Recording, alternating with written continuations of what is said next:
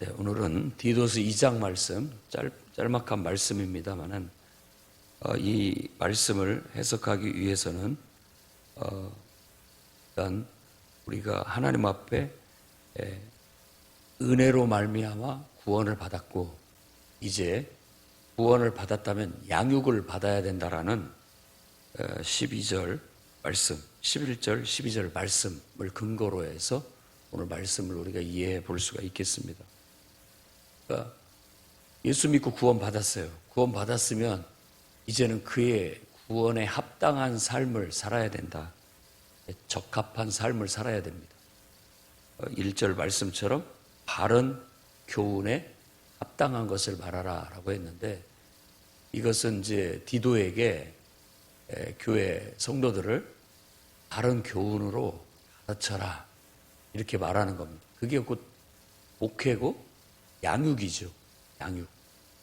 예수를 믿고 예수님을 나의 인생의 구원자로 믿었고 그분께 내 인생을 맡겼고 내가 완전히 죽어서 옛사람이 죽어 없어졌고 내 옛날의 사고방식, 내 생활방식 그런 것까지도 다 하나님 앞에 내려놓고 이제 성령으로 거듭나서 예수님이 내 안에 계신 것처럼 내 안에서 성령이 인도하는 대로 내 안에서 예수님이 나를 통해서 살아가는 것처럼 그렇게 살아가는 삶의 방식으로 완전히 변화돼야 됩니다. 그렇게 변화될 수 있도록 양육 받아야 됩니다.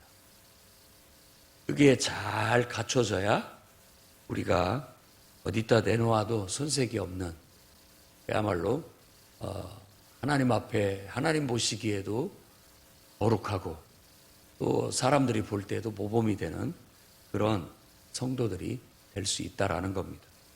그래서 구체적으로는 이제 늙은 남자, 늙은 여자, 젊은 여자, 젊은 남자, 그리고 종 이렇게 5가지의 대상을 놓고 가르침을 주고 있습니다.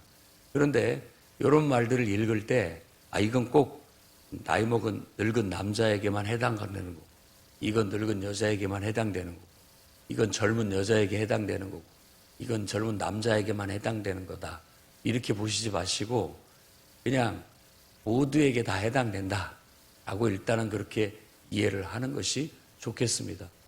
하지만 이제 약간 그 어떤 연령층 어떤 구성원의 그 어떤 사람들의 특징에 맞는 간의 교훈이 들어져 있지만 이건 보편적으로 교회 안에서 우리 모두가 지켜야 할 어떻게 그걸 또 실천해야 할 덕목이라고 볼 수가 있겠습니다. 그래서 이제 나이 먹은 남자, 나이 먹은 여자 보통 그렇게 얘기하는데 사도 바울이 에베소서나 또 골로새서나 이런 데서 보면은 다 그 부부간에 지켜야 할 어떤 관계 남편은 아내에게 또 아내는 남편에게 어떻게 해라 순종하고 사랑하라는 그런 교훈과 거의 맥을 같이 하고 있지만 약간 용어만 다르게 쓰고 있는 거라고 볼 수가 있고 또 부모와 자녀 부모는 자녀를 어떻게 양육하고 자녀는 부모에게 이렇게 순종하라 하는 그런 가르침도 똑같은 맥락에서 이 이야기를 이해를 할 필요가 있습니다. 그래서 늙은 남자, 늙은 여자라고 이렇게 번역이 되어 있습니다만은 이제 나이 먹은 남자나 여자 이런 사람들은 어떤 부모 세대를 말한다고도 볼 수가 있는 겁니다. 그래서 특히 나이가 지긋이 있는 남자는 절제해야 된다. 절제에 대한 덕목을 많이 줍니다. 이런 말들을 했을 때 절제라는 이런 말을 했을 때 그 당시 때 그럼 그 우리들의 아버지들은 어땠는가라고 본다면 굉장히 권위적이고 또 우리가 보통 보면 막 술 드시고 오셔가지고 그냥 자녀들 막 훈육하시고 그런 좀 그런 것들 화도 막 굉장히 불같이 되시고 어떤 그런 모습을 좀 연상을 할 필요가 있습니다. 근데 그리스도인은 그러면 안 된다. 예수를 믿고 모든 걸 내어 맡겼다면 옛 생활이 청산되고 낮아야 된다. 이런 걸 가르치고 있는 거예요. 그렇기 때문에 이제는 과거에는 그렇게 살았다 할지라도 이제는 절제해야 된다. 보면 모든 걸 끊어야 되고 이제 경건해져야 되고 더 신중해져야 되고 믿음, 사랑, 인내 이런 것들로 온전해져야 된다라고 교훈을 하고 있는 겁니다. 그러니까 우리가 신앙을 통해서 삶이 바뀌어야 되는 거예요. 예수를 믿는다는 것은 바로 예수님이 내 안에 나를 통해서 사는 거지 내가 예수님 통해서 사는 게 아닙니다. 근데 우리가 보통은 우리가 예수님 통해서 사는 거하고 거의 틀린 말은 아니지만 따지고 보면 내가 사는 게 아니라 내 안에 주님이 사시는 것이 돼야 되는 거예요. 주도권이 하나님께 있을 때 내가 하나님의 도구가 되는 거고 하나님과 내가 동역자가 되는 것이죠. 그게 온전히 이루어졌을 때 내가 주님과 함께 사는 것이 된다라는 말이 그때야 맞아들은 겁니다. 그런데 그렇지 않고 그래서 내가 내 뜻을 이루기 위해서 하나님의 도움을 구하고 하나님의 힘을 힘입어서 내 뜻을 이루기 위함은 진실한 신앙이 아닙니다. 진정한 참된 신앙은 내 뜻을 이루기 위해서 하나님 앞에 갔다가도 내 뜻대로 하지 마옵시고 아버지 뜻대로 하십시오 라고 내가 하나님 앞에 드려지고 낮아지고 절제되어지고 순종되어질 때 결국은 내 뜻을 이루러 갔다가 하나님 뜻에 내가 동화돼서 하나님 뜻에 따르게 되는 그게 진정한 신앙이라고 말할 수 있는 겁니다. 그래서 우리가 나이가 많다고 해서 함부로 말하고 함부로 행동하고 내 멋대로 해도 된다라는 건 절대 아니라는 거.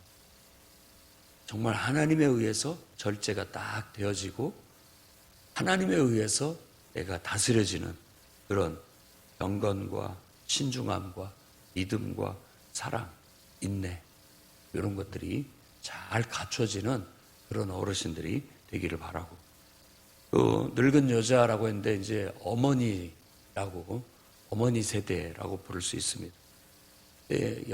여성분들에게 제일 요구되는 건 거룩해라.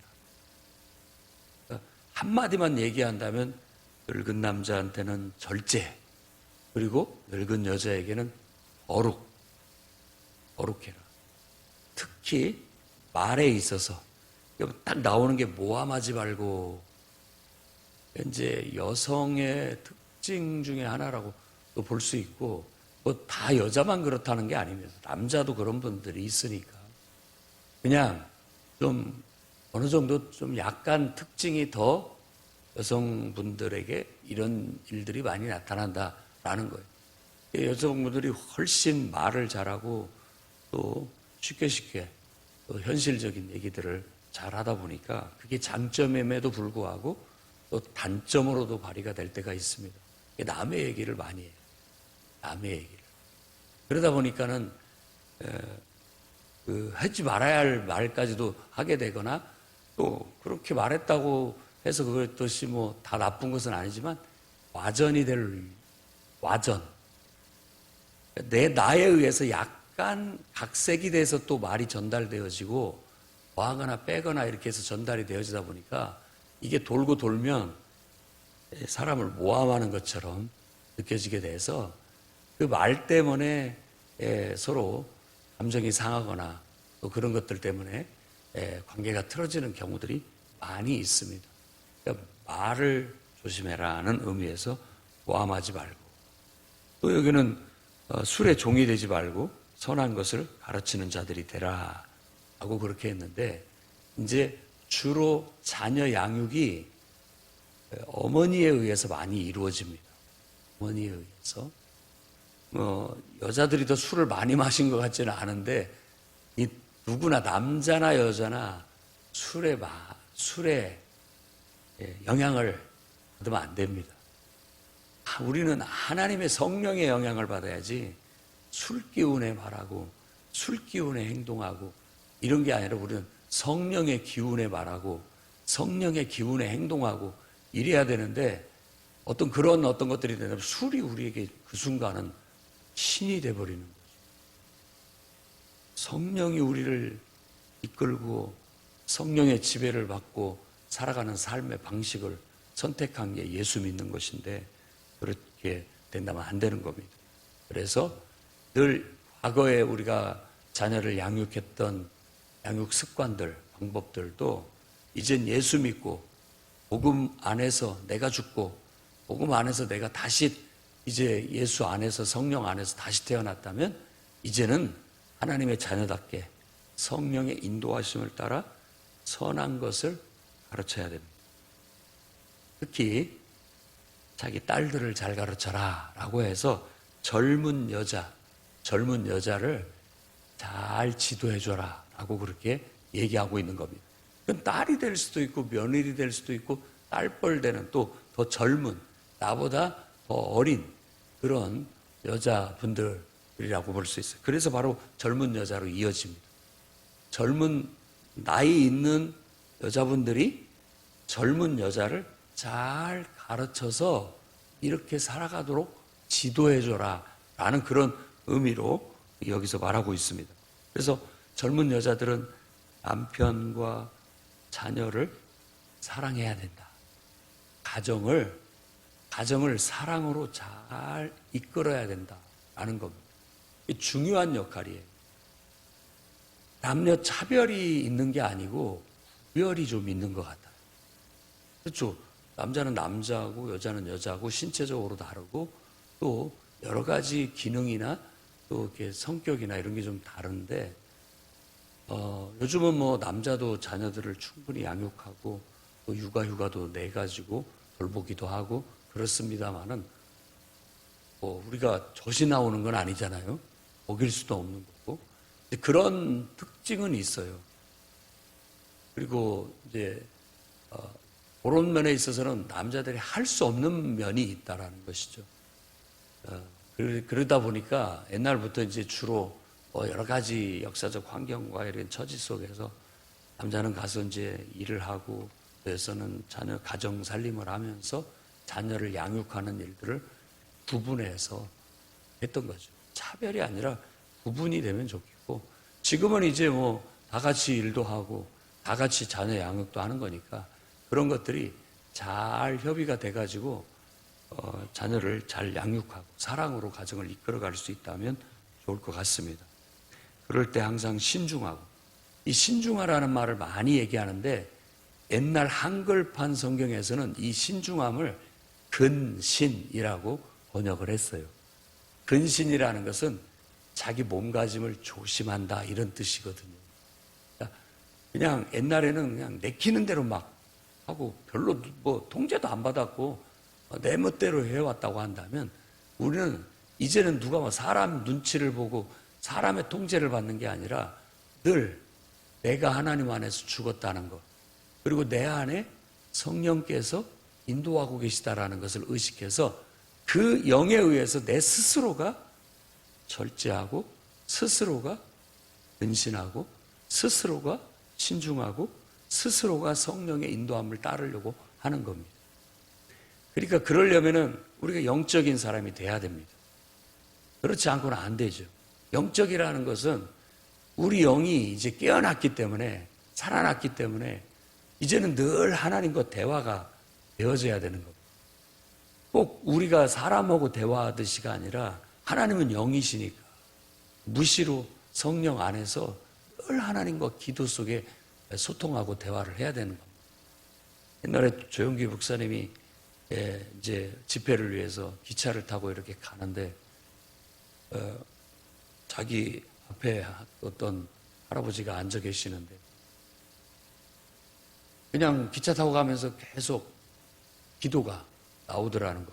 기도는 속으로 그분은 이제 방언으로 막 속으로 방언으로 막 그냥 그날따라 더 막 기도를 하고 있는데 그 앞에 있는 할아버지한테 뭔가 모르겠지만은 복음을 전해야 된다라는 그런 감동을 받고 이제 대화를 시도했는데 굉장히 강경하게 거부하고 그렇게 했는데 결국은 그 할아버지가 나가서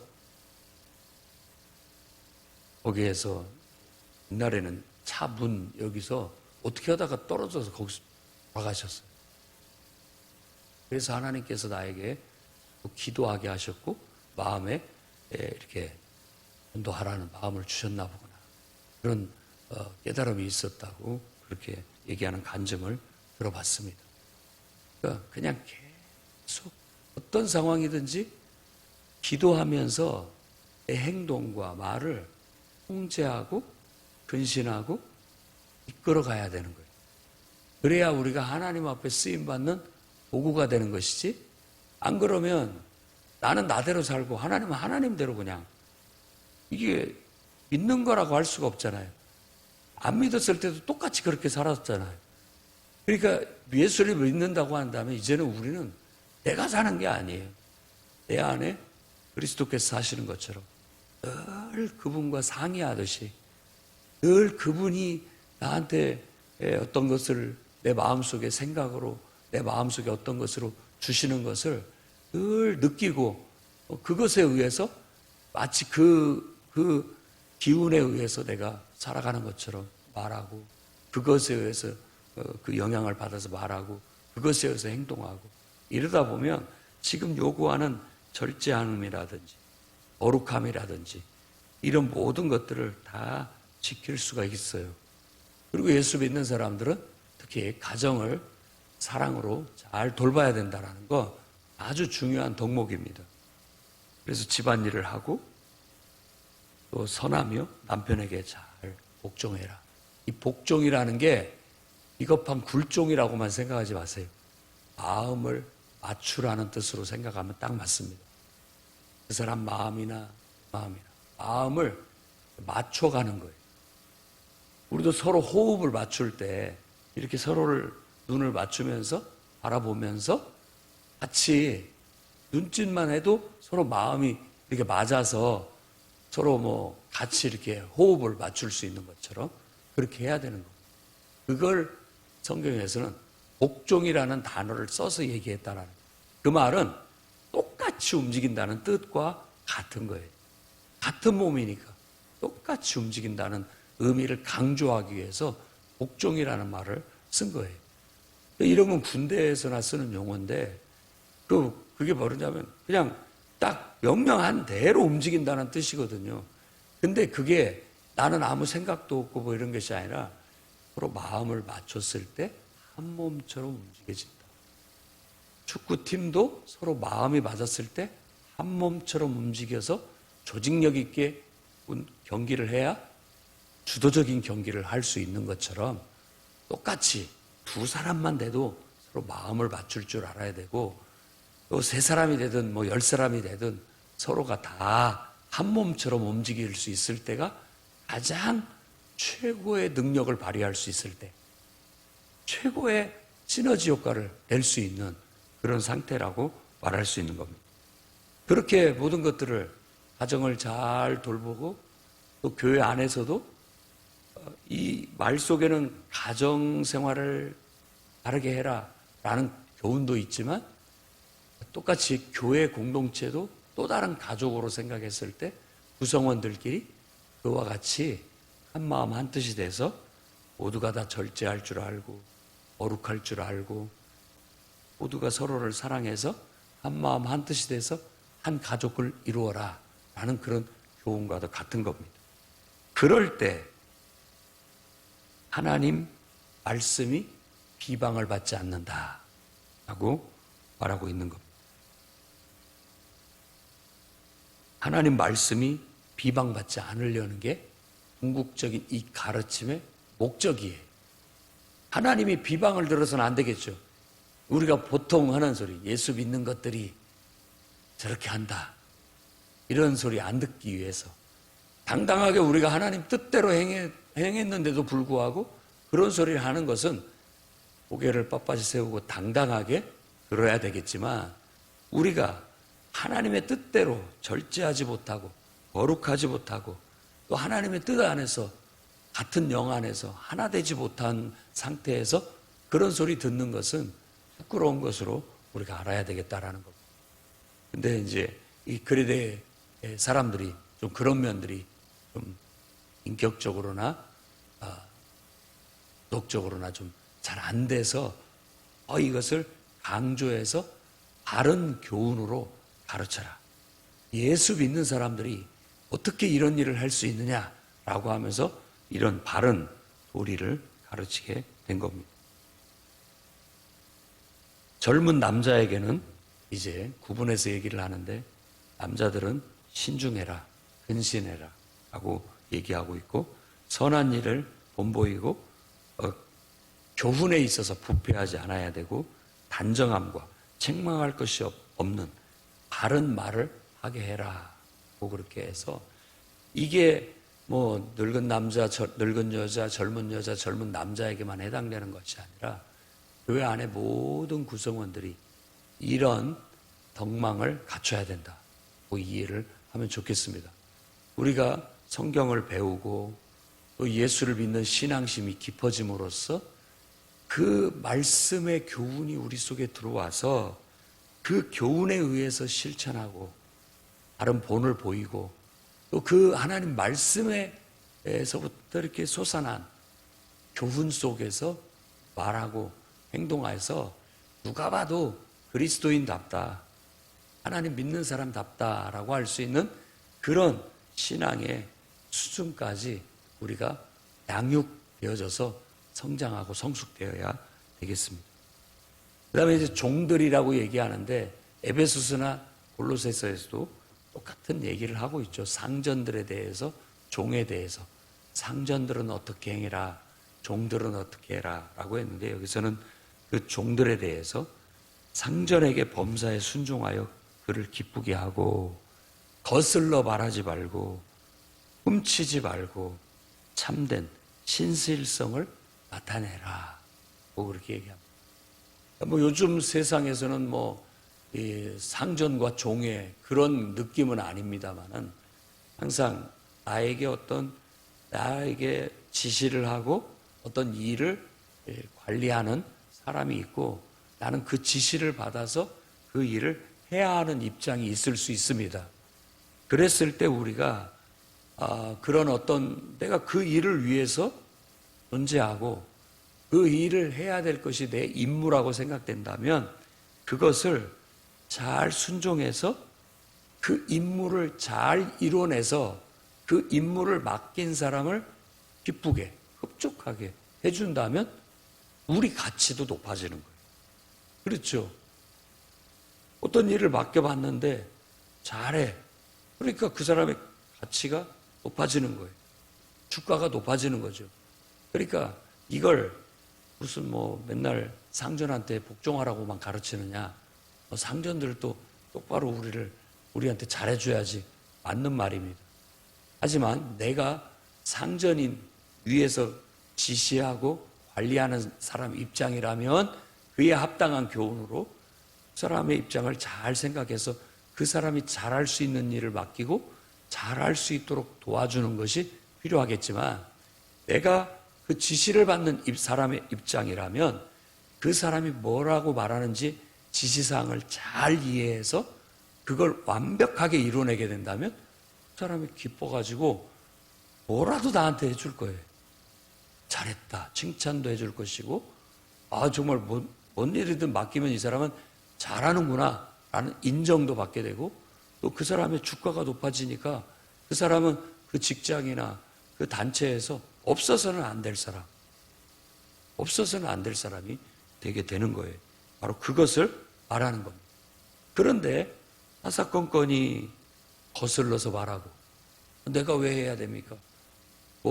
어떤 그런 거슬러서 말하고 또 가만히 보니까 훔치기도 하고 그런 어떤 것들이 있고 또 신실하지가 못하고 믿음직스러우지가 못하다는 뜻입니다. 신실이나 미쁘다라는 말이나 같은 말인데 믿음직스럽지 못하다는 거예요. 그렇게 되면 그 사람에 대해서 만족하지 못하게 되고 이제 어떻게 보면 값어치가 떨어지는 거죠. 소용 값어치가. 그런 면에 있어서도 우리 그리스도인들은 이 가서 어디에 속하든지 간에 정말 하나님 말씀의 어김이 아니고 하나님 말씀에 관련된 문제가 아닌 안에 있어서는 이렇게 올바른 태도를 가지고 살아갈 때 어떤 단체에서든지 신실하게 인정받는 믿음직스러운 사람으로 자리매김할 수가 있게 된다. 그리스도인들이 이런 사회 변화, 사회 속에서 그런 인식을 받을 수 있도록 주의하고 노력해야 된다라는 겁니다. 여러분, 이런 가르침이 성경의 가르침이라는 걸 명심해야 됩니다. 그래서 우리가 예수 믿고 복음의 원리대로 산다는 것은 이렇게 살아가는 거구나. 가정생활도 충실해서 모범이 될 뿐만 아니라 또 직장생활이나 사회생활에서도 항상 신실하게 해서 믿음직스럽게 우리가 믿을 만한 사람이 된다면 사회적으로도 인식이 예수 믿는 사람들은 믿을 만한 사람들이다. 그 사람들은 참 신실하고 늘 단정하고 예의 바르고 그런 사람들은 누가 봐도 손색이 없다. 그러니까 기왕이면 예수 믿는 사람들을 선호하는 경험이 있어야 됩니다. 우리하게 달려 있어요. 성도들이 사회 속에서나 또 모든 사람의 관계 속에서 말하고 행동하는데 달려 있다라는 겁니다. 그래서 우리 모두가 하나님의 구원받은 은혜 가운데서 잘 양육받아서 인격이 다듬어지고 말도 다듬어지고 우리 행동도 신중하게 행동하고 절제할 줄 알고 또 뭐든지 우리가 해야 할 일은 정말 성실하게 충실하게 해서 그걸 맡긴 사람들한테 촉함을 주고 또 나도 기쁨을 얻을 수 있도록 그렇게 우리가 성숙해 나가게 된다면 그리스도인이라는 이름이 영광스럽게 될 것이고 또 교회라는 이름도 사회적으로 교회가 참 훌륭하다, 잘한다라는 소식을 듣게 됩니다. 그렇게 됐을 때 우리에게 찾아오는 것은 뭐냐면 바로 대적하는 자들이 8절 말씀 보면 대적하는 자들이 악하다라고 할 것이 없다. 우리를 보고 나쁘다, 뭐가 문제가 있다라고 말하는 것들이 쑥 들어가 버리게 만들어야 되고 10절 말씀에 보면 그 부분에 하나님의 교훈이 범사에 빛나게 하려 합니다. 야, 말 안 듣는 자식, 인격적으로 못된 자녀들, 너도 좀 교회 좀 가라. 가서 교회 가서 좀 배워라. 너도 좀 예수 믿고 좀 변화 좀 돼봐라. 그렇게 교회에 보내서 인격을 다듬게 만들고 사람 되게 만들려고 하는 그런 교회는 믿을 만한 것. 교회의 가르침이 빛이 나게 되는 그런 결과들을 가져오게 된다고 볼 수가 있습니다. 그래서 우리가 옛날에는 예수 안 믿고 불법 가운데 그냥 나도 불법이라고 말하는 게 예수 안 믿는다는 말이에요. 하나님도 뭣도 없다라는 거예요. 내 멋대로 산다라는 뜻입니다. 무서운 거 하나도 없이 그냥 내가 하고 싶으면 했고 내 마음대로 했던 사람인데 이제는 예수 그리스도께서 나를 위해서 이 땅에 오시고 내 죄 때문에 십자가에 죽으신 것을 알고 이제는 내가 함께 예수님과 함께 십자가에 못 박혀서 나의 정과 욕심을 따라 살던 나를 죽였어요. 그리고 이제 내가 다시 성령 안에서 성령을 받고 거듭나서 다시 태어났어요. 이제는 하나님의 자녀라는 이름, 명예를 가졌어요. 그러니까 그 이름의 명예에 걸맞게 이제부터는 말하고 행동하는데 보혜사 성령께서 내 안에 계셔가지고 늘 나를 지도해 주는 것 같아요. 성령이 말할 수 없는 단식으로 내 마음과 생각 속에 뭔가를 하도록 만드는 거예요. 옛날에는 막 그런 말도 함부로 했는데 성령이 못하게 하시는 것 같고 성령이 하게 하시는 일들을 이렇게 하나씩 하다 보니까 선한 일을 많이 하게 된다라는 겁니다. 이 선한 일은 성령이 내 안에서 하게 하시는 일들, 성령이 내게 주신 생각, 성령이 내게 주시는 바램, 뭐 하고 싶은 것들을 했을 때 좋은 결과들이 나타낸다는 겁니다. 그래서 선한 일을 행하는 하나님 백성이 되는 것이고 하나님의 자녀가 되는 것이죠. 우리가 그렇게 살아갈 수 있었으면 좋겠습니다. 예수 믿는 사람들은 바로 성령을 따라 행하는 고귀한 임무를 갖고 있는 거나 똑같아요. 성도가 성령의 인도함을 따라 살아가는 거룩한 삶을 살아낼 때 성도가 성도다워지고 교회가 교회지는 겁니다. 마지막 15절에는 이것을 권면해라. 그리고 권위로 책망해라.